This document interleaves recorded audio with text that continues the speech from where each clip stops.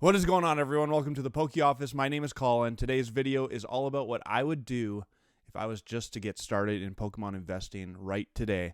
So I'm going to give a couple different options, a couple different thoughts on the matter. We'll just have a discussion about it, maybe look at a couple graphs on TCG Player, and then, of course, we're going to open up some packs at the end of the video. But before we get started, I'm on the road to 10,000 subscribers. Thank you to everyone who's subscribed and watching my content. Appreciate it. It means a lot to me.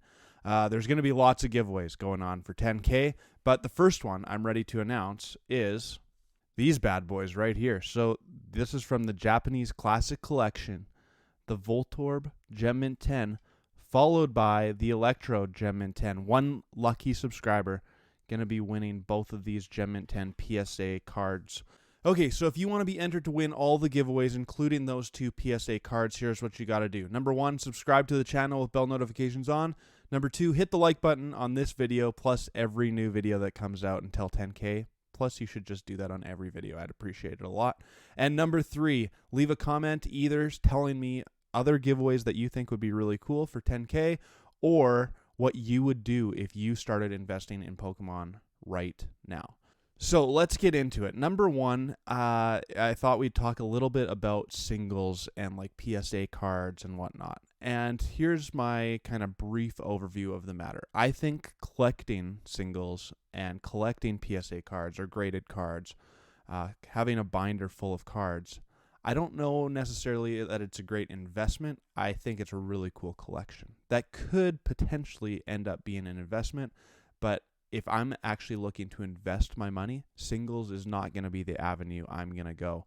I'm definitely going to lean to more towards sealed product.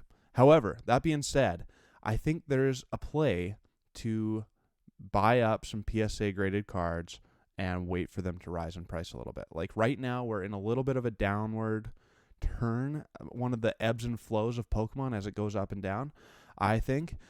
So there's opportunity, I think. Like the Moonbryon, I could see it being a PSA 10 copy of it, like being just like Latios and Latios. I don't know if that's actually going to happen. Like it's a little bit of guesswork, but I could see it continuing to rise as Sword and Shield gets older and older, just because of how sought after that card is. Like there is so many PSA 10s of that card, and yet it doesn't affect the price whatsoever. Same with like the Giratina, same with the Rayquaza VMAX from Evolving Skies, same with the Gengar VMAX from Fusion Strike. I think that one is a real sleeper at that, like, I think it's right around $200 raw right now, but a PSA 10 version of it is in the realm of $450. So I think these cards could all increase in value over time as Sword and Shield gets a little bit older. But in the grand scheme of things, I personally am of the opinion that singles are the collecting side of the business and sealed product is the investing side of the business, which I love both, don't get me wrong. But today's video is more about investing, so let's talk about sealed product. Number 1, I'd stay away from any type of like collection box.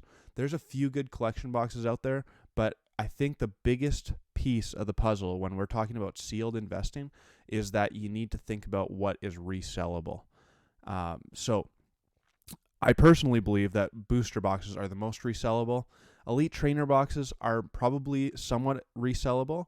However, they take up a lot more space, and they don't seem to have quite the like level of gains that booster boxes do. People, in my opinion, at like years in the future, want to just open up packs of old sets. Like they want the best bang for their buck to chase cards.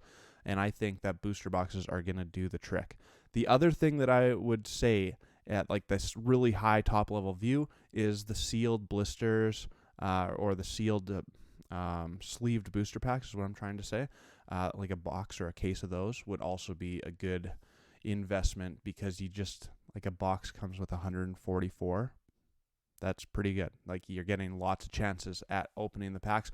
Plus, it's kind of more commonly known that you can't tamper with a sleeved booster pack quite like you can with just a regular unsleeved booster pack. So yeah, resellability is like a really big issue in the Pokemon investing space, in my opinion. What are people going to want to buy? I go to some local game stores, like as I'm driving around different areas nearby, and like I've gone down to Washington State a few times because I live in British Columbia, and there's these local game stores, and they have stuff like the Hidden Fates Ultra Premium Collection. It's this huge box, and it's honestly really cool, but it's like 600-ish US dollars, and I'm thinking to myself, man, that's a lot of money for like not that many Hidden Fates packs. Like, I get that it comes with like the Ultra Ball and like some of the promo cards and whatnot, but if I'm going to spend big money on Hidden Fates, I want as many Hidden Fates packs as possible to chase that SV49 Zard. Do you know what I mean? So, like, as a consumer, I don't want to buy that ultra premium collection. So, as an investor, I need to think about what that consumer is thinking. And I just believe that booster boxes are the best thing since sliced bread in terms of an investment, because it just gives people the opportunity to purchase packs, and they store really well, which we should talk about for a short period of time here. So, storage is another thing. Like, I don't know about you, but I have a pretty nice big office here, and I'm already, like, there's just garbage all over, and I'm trying to keep the place clean, but it piles up pretty quick. And, like, not only do I have Pokemon, but I got some Funko Pops and different stuff and whatnot. And then I also have a closet in the back, which I'll show you a little bit. But, like, storage is hard. So when you look at some of these collection boxes that I have, I mean, they take up a lot of space. And then you look at some of the Elite Trainer boxes and the cases that I have of that, and they take up a lot of space. Even like the boxes of tins or the boxes of mini tins or whatever you're going to buy, they take up a lot of space. Booster boxes seem to me to be some of the best opportunities because it's just like a nice thin little box. You can fit it on the shelf. You can stack them. I like booster boxes a lot if you haven't watched the channel much before. Okay, so we've brought up re-sellability, which I think is literally one of the biggest things in Pokemon investing long term. Number two, we talked about storage because, I mean, Pokemon stuff just takes up a lot of space. We didn't get like super into it because that's just like up to you depending on how big of a space you have, but it takes up a lot of space. Number three, I think we should just get to the nitty gritty. What sets do we need to purchase? And I'm thinking back, I listen to the Dave Ramsey podcast sometimes, and I listen to Warren Buffett. Like, I listen to Tony Robbins and thinking about all this investment opportunity, and the kind of like everyone talking about the same points is that when the market is cold and when people are scared, that's your opportunity to buy. When the market is hot and everyone is FOMOing in, that's your opportunity to just be like, whoa, hold on a second. Let's just hold off for a minute. No problem. We don't need to make any rash decisions. I did a video a couple weeks ago about like patience versus buy now. And personally, I am in a buy now mentality for Pokemon investing because most people, from what I'm reading on Reddit, what I'm seeing on YouTube, there's a few people who are like investor channels that are saying the same things I am. But there's a lot of like the kind of more consumers who are like, Scarlet and Violet era sucks. I'm bored of Pokemon. 151 brought people back in, and now they're just gone again. Someone told me the other day that like the average duration of a Pokemon like fan would be they come back to the hobby and then 6 to 9 months later they're gone again because they just get bored out of it. So we had this big influx of people with Scarlet and Violet 151, which I think is a phenomenal set, and it's going to do like well for the ages. But now they're gone. Like Paradox Rift, Paldean Fates, Temporal Forces is not enough to keep them coming back, supposedly. So with all that being said, people are like feeling like Pokemon is in a scared market right now. Booster boxes for Scarlet and Violet era are dirt cheap. Like you can buy them for wholesale cost basically. And so now's the time to buy. Like I am just like stocking up. But the original question was, which sets should we buy? So we're going to break this down into two avenues. And I really love both of them. I'm not 100% sure what the correct answer is.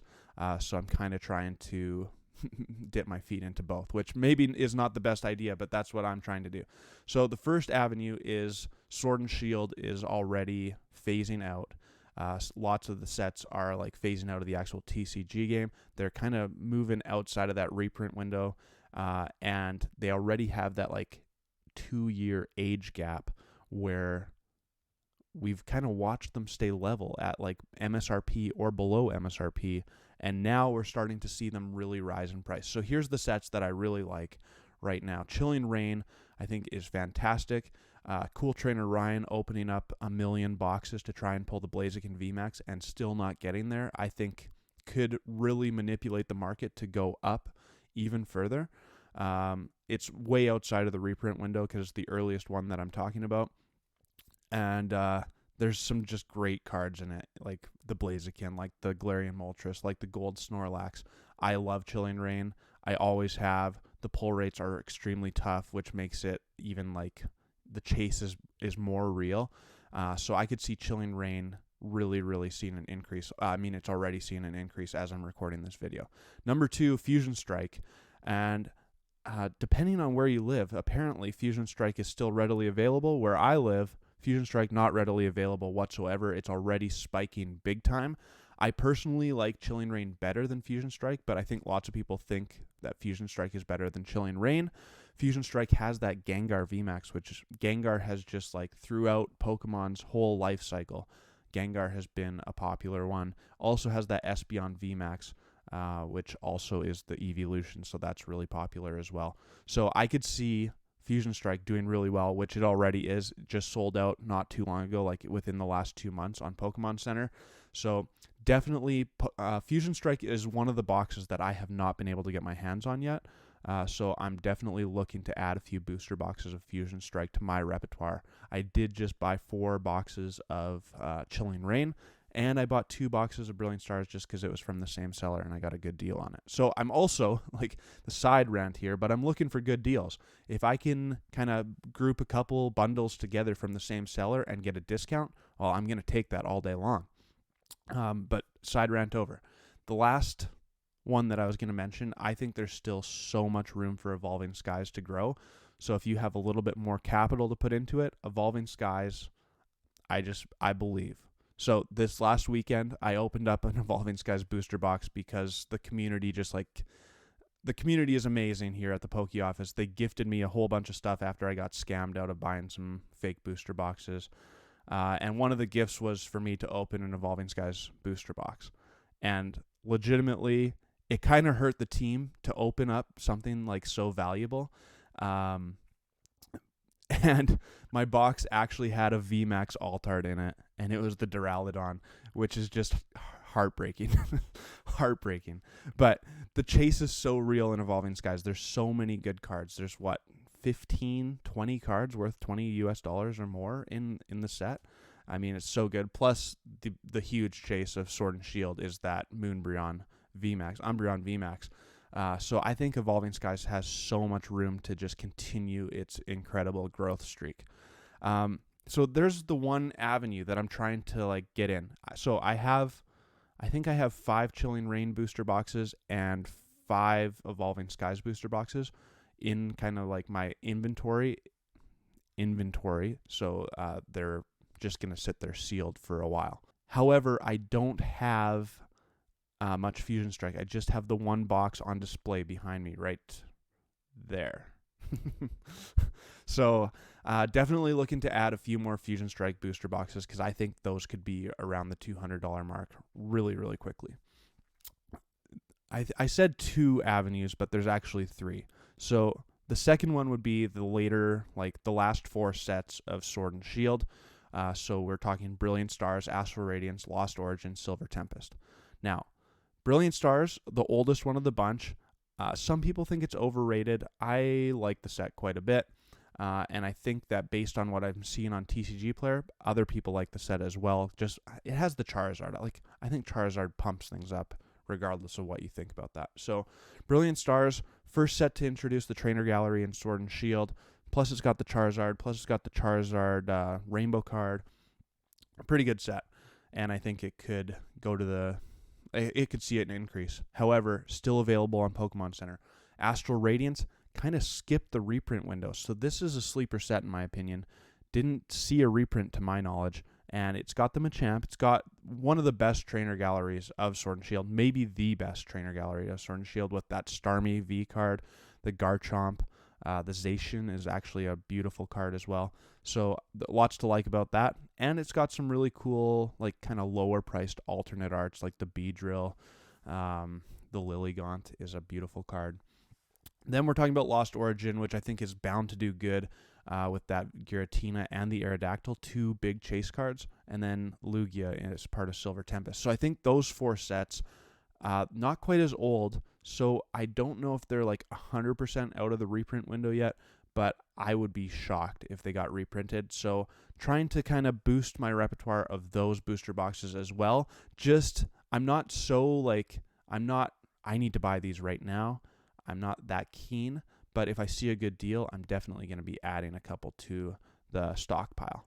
Now, the actual like other avenue that I was going to talk about is Scarlet and Violet, because as I said earlier, Pokemon is in that like we're in the downward trend here, and people aren't loving Scarlet and Violet, which is the perfect opportunity to buy, especially if you're willing to hold for like 3 to 5 years. Right now, you can get Scarlet and Violet booster boxes for $100 each, US dollars. So I actually found a site, thanks to Moff Dog. Shout out to him. Go check out his channel as well. Big part of the community here. But he led me onto a site in Canada where they were selling Paradox Rift booster boxes for $120 Canadian. That's free shipping and everything. So they're legitimately taking wholesale prices on that booster box is $133. So they're taking a $13 loss to sell me that booster box. I was like, how can I not buy this? Like, at some point in time, I'm a firm believer that every booster box is going to meet the MSRP price. The MSRP pricing for Scarlet and Violet is $210 Canadian. So I legitimately bought it for $90 under MSRP. At some point, that box is going to hit MSRP. I don't know when it's going to be.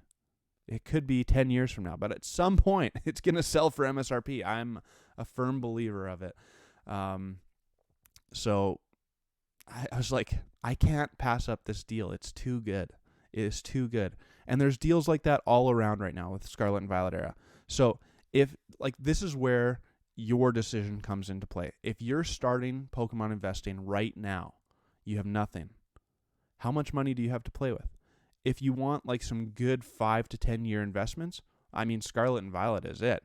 If you want to roll the dice a little more and spend a little bit more money, Sword and Shield probably is it right now, where we could see some big gains in like literally the next year to 2 years. And I believe it. So I think I'm trying to be foot in both paths here. Some Sword and Shield, some Scarlet and Violet era. Now, I have to give you a disclaimer that I do live streams and stuff too, so I'm also spending some of my money on having stuff in stock for people to rip open on the channel, which changes things a little bit. However, as just my personal investing strategy, I want some of the Sword and Shield era stuff. I want some of the Scarlet and Violet era stuff. I am in it for the long game. I don't care if it takes 5 years. I'm happy to have it sit in the storage room. If you want more of like the riskier plays, well, then you're spending money on stuff that's like you're expecting some gains in the next 6 months and hoping that it does that. So this is where it really comes down to your level of risk tolerance, which we're not going to talk about in this video, and your bank account, really. How much money are you willing to spend? Okay, I know what you're saying. You're like, Colin, you didn't actually answer the question. So here's my actual answer. If I was to start investing in Pokemon cards today, here's what I'd do. Number 1, I want to buy at least 4 more Fusion Strike booster boxes before they go to the moon. So 4 Fusion Strike booster boxes. I have currently 3 Brilliant Stars, so I'd like to add 1 or 2 more to that. I'd like to add 2 more Lost Origin, 2 more Silver Tempest, and I already have quite a bit of Astral Radiance. Then moving forward, I'm going to try and add at least a case of every Scarlet and Violet set moving forward. It's kind of the dollar cost average approach where I'm just going to buy as they come. Like one of the comments I saw quite early on in the channel, they were like, yeah, every month I just buy however much extra money I have or however much money I have to put into Pokemon investing, I buy the current set. and I buy a little bit more. And then next month Temporal Forces is going to be the current set, so I'm going to buy a little bit of Temporal Forces. The month after that, well, maybe it's Twilight Masquerade, so I'm going to buy a little bit of that. And you're just like, every month you're putting a little bit more money into Pokemon for investment purposes, and I think that is an absolutely outstanding approach. It guarantees you that you have some of the stock of the winners, the ones that really, really go big over time.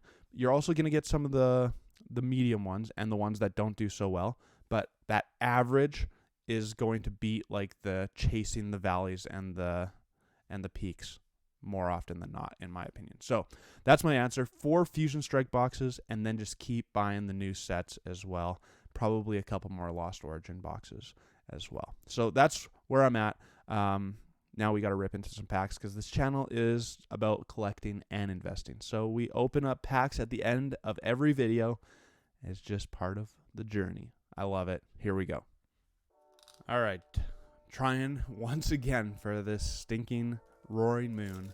I know I already gave a shout out, but shout out to Replicated Flame for gifting me this Pokeball. It is absolutely brilliant. I think it looks so cool. I absolutely love it. I was actually like, we were talking about it in Discord, and I was thinking about getting one for myself, and I was like, I don't really have the money to spend on that right now. So I decided against it. And then a month later, it's at my doorstep. I mean, the community is just amazing. So thank you all so much. Let me know what you think, though. We've talked about investing quite a few times, and I also was talking about it for those of you who watch the whole videos all the time. Like, my views are down a little bit, so definitely trying to grind the fine line. Ooh, Mienshao. Nice.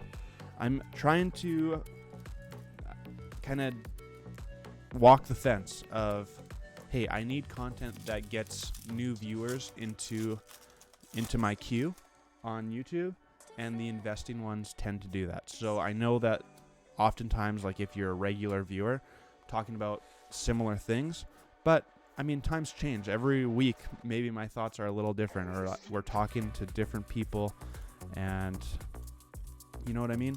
So everything can change. But I also want to have like up-to-date content for regular viewers as well, where we're talking about new stuff, not just like the same buy booster boxes right now all the time. So walking a fine line. So let me know how I'm doing with that. I appreciate you all watching for sure. And honestly,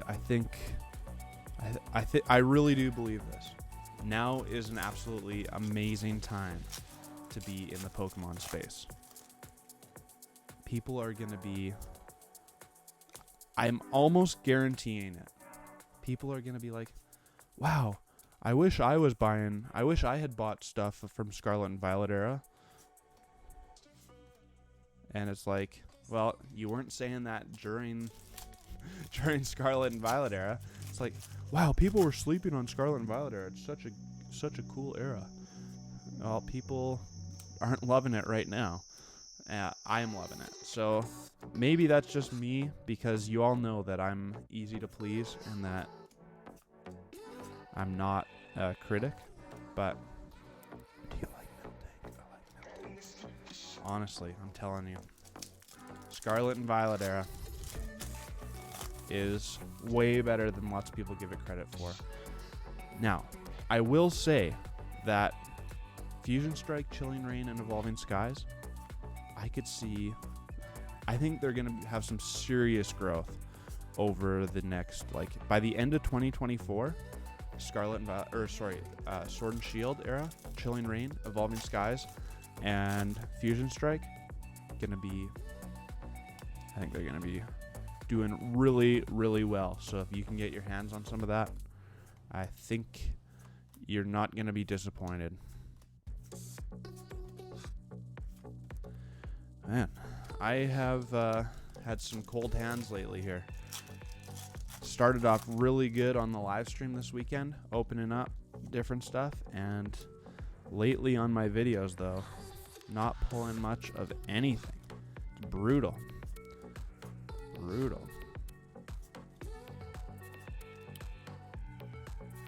And still no change. Just a regular EX. So we're in the week of temporal forces. It's pretty exciting. Pretty exciting. All right, last pack magic. We need it. We need it. Come on, baby.